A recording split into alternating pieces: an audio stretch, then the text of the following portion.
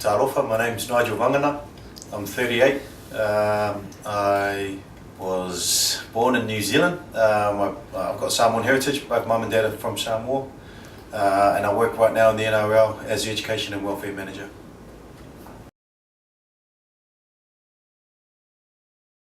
So take us back down memory lane. How did you get your start in footy? I was about 7 years old. Mum was chasing me out of the house one day, or around the house. I ran out the backyard, and at the backyard of the place we stayed in New Zealand and Auckland was a park. So I thought I'd go down there and cool off, or let Mum cool off. And some of my mates were just playing down there. It was a weekday, so they had training. They had league training. So I thought if I jumped in with them for a little while, Mum should be sweet by the time we finish. And it happened to be a league team, so I just started playing league, and I guess from when I was 7 years old, kicked it up. What are some of the highlights of your career? Some of my strongest memories maybe is I made my debut when I was playing for the Warriors out at Campbelltown, and I remember we were playing West, and it was Easter, and I think it was the Easter Friday, and it might have been the Thursday night actually, and they used to have Thursday night games, and I was on the bench. I remember my cousin Joe playing as well, so me and Joe were both on the bench, and I remember feeling something on my back, and I turned around, these little kids are throwing Easter eggs at me. I'm thinking, far out, man, I haven't even got on the field yet, and they hate me, and they're only sort of 7, 8 years old, but it was just the passion of rugby league that I remember, making my debut or playing for the Kiwis.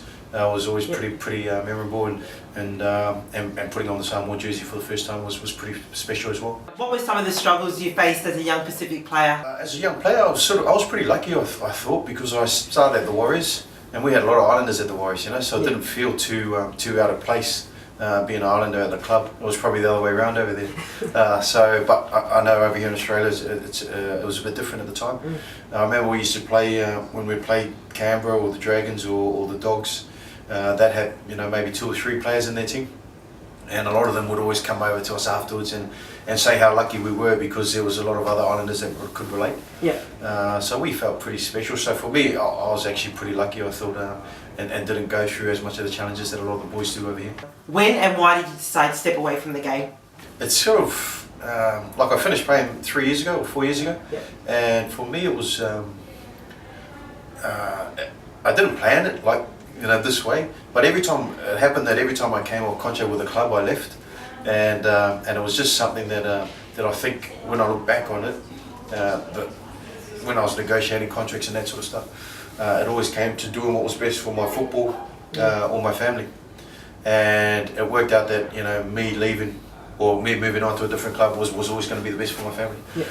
So I ended up leaving, and when I finished at South Sydney. At the Bunnies a few years ago, I got some opportunities to keep going overseas, go play some rugby, and the NRL gave me a call and sort of said, "Oh, listen, if you're not sure if you want to keep going, or sorry, if you're thinking about finishing up, no pressure, but we might have a job for you." So now you work with the NRL as an Education and Welfare Officer. How did you move from being an athlete into your current role? Well, I studied when I was playing. When they called up. And said, we might have a role for you. They told me it was education and welfare, looking after the players and their life off the field, helping them out, all that sort of stuff. And I sort of said, well, I've never done any of that, why are you ringing me? And they said, well, because you studied as a player, you did it, you lived it, and you breathed it, so you'd have credibility when talking to the other boys. We can't just get anyone, because if the boys go, well, did you do it when you were playing? And if you didn't, and then that doesn't hold up, So I studied. I was actually studying to be an architect, and I did 4 years. So I finished. I did a diploma of architectural technology, and I was going to move into like the building industry and do a bit of drawing here and there. So I finished that when I was playing. So I think when they saw me doing that, I went out and did it on my own. They sort of just thought, well, this guy sees the importance of doing something off the field and getting that balance. And it worked for me as a player, and try and share it with the other boys. Tell us about your involvement in the NRL in relation to working with the Pacific players.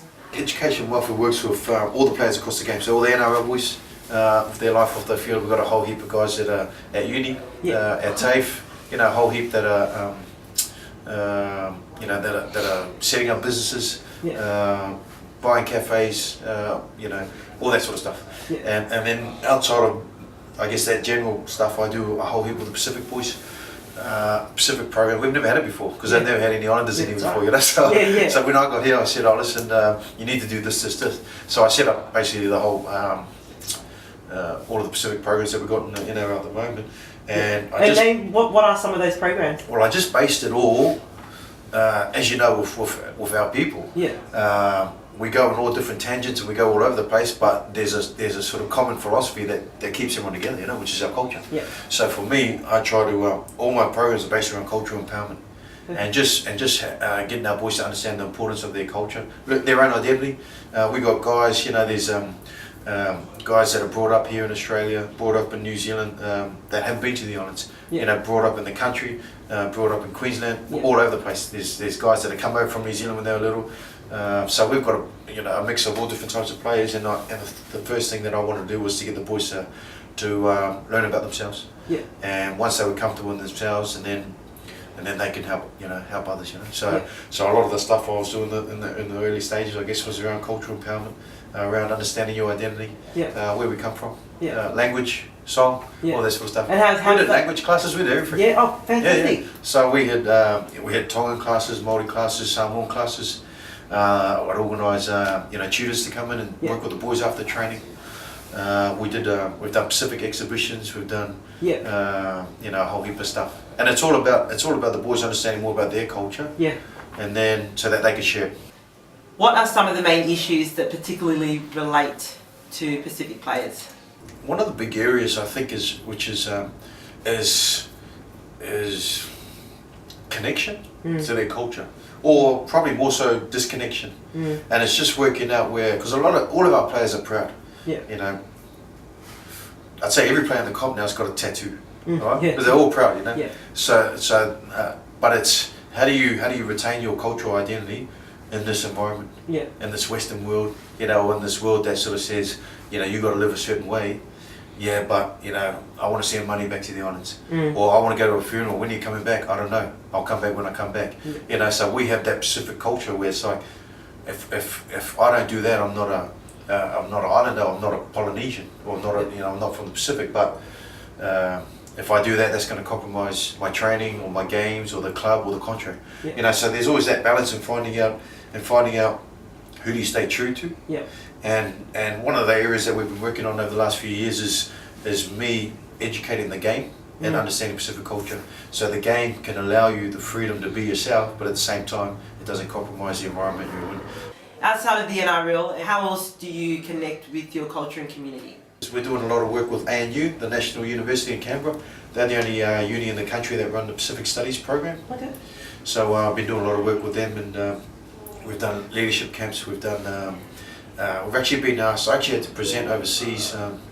Got asked to present at this conference in New York, a sports one, about the cultural programs that we're doing in our game.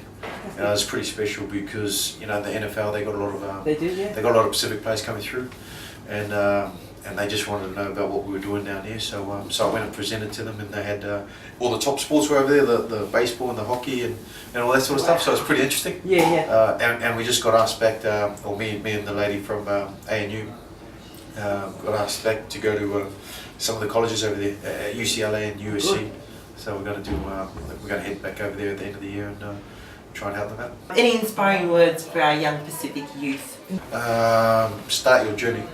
You know, it doesn't matter where you are. The first thing I say to our guys is to start your journey, learn about yourself. Ask mum and dad where you come from. Ask mum and dad how they grew up. Ask your grandparents, your uncles and aunties. There's a whole heap of knowledge there that you'll see every day that you don't think. We don't have to go to libraries to learn about ourselves, you know.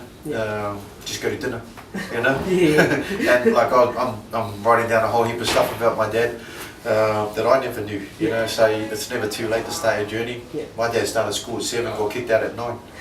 I'm going, what? You know, but and then he gets a bit better. So, but it's like our elders hold so much knowledge for us, and over here, especially because we're away from the islands, it's very hard to get when they pass. So, spend some time with them.